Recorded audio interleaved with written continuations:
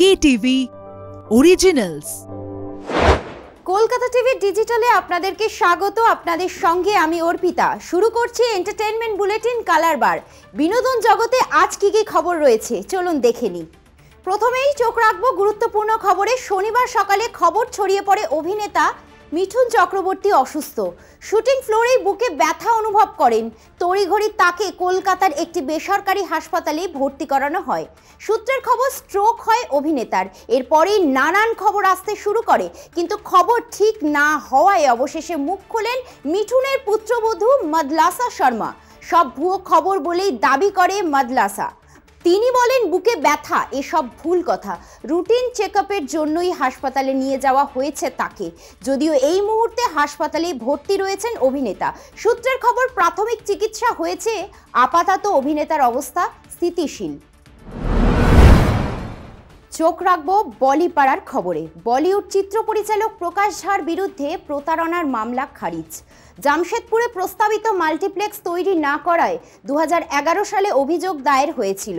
রাঁচির মুখ্য বিচার বিভাগীয় ম্যাজিস্ট্রেটের কাছে বিচারাধীন সেই মামলা খারিজ করা হয়। চুক্তিমতো প্রাথমিক লেনদেন হওয়ার পর যদি কাজ শেষ না হয় সেক্ষেত্রে চুক্তিভঙ্গের অভিযোগ তোলা হয়, কিন্তু সে প্রতিশ্রুতি ভঙ্গের জন্য প্রতারণার অভিযোগ হতে পারে না। তাছাড়া কোনো এক পক্ষকে চাপ দিয়ে কার্যসিদ্ধি করার জন্য ফৌজদারি মামলা আদালত সায় দিতে পারে না, অভিমত আদালতের।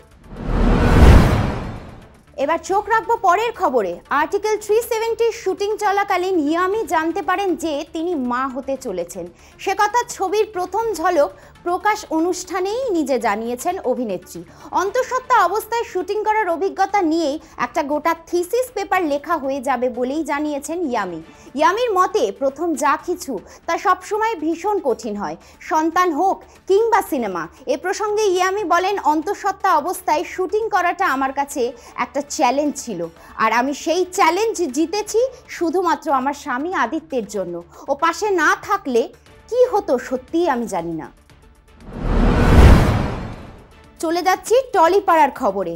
টলিপাড়ায় কান পাতলেই জোর গুঞ্জন, মা হতে চলেছেন অভিনেত্রী তৃণা সাহা।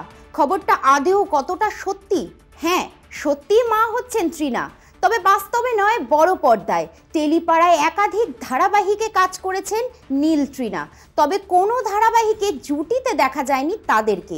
দুজনেই আলাদা আলাদা ধারাবাহিকে কাজ করেছেন, তবে এবার তাঁরা একসঙ্গে জুটি বাঁধতে চলেছেন, তাও আবার বড় পর্দায়। আসছে তাদের নতুন ছবি তিলোত্তমা। এই প্রথমবার বড় পর্দায় অভিনয় করবেন তৃণা সাহা এবং নীল ভট্টাচার্য, তাও জুটি হিসেবে। আজকের কালার বার এই পর্যন্তই। দেখা হচ্ছে পরবর্তী এপিসোডে। আমাদের এই স্পেশাল বুলেটিন কেমন লাগছে কমেন্ট করে জানান। আমাদের ফেসবুক পেজে, ইনস্টাগ্রাম, ইউটিউবে এবং এক্স হ্যান্ডেলে ফলো করতে ভুলবেন না। আমাদের website Kolkata TV online. Kolkata TV, রাত দিন 7 দিন।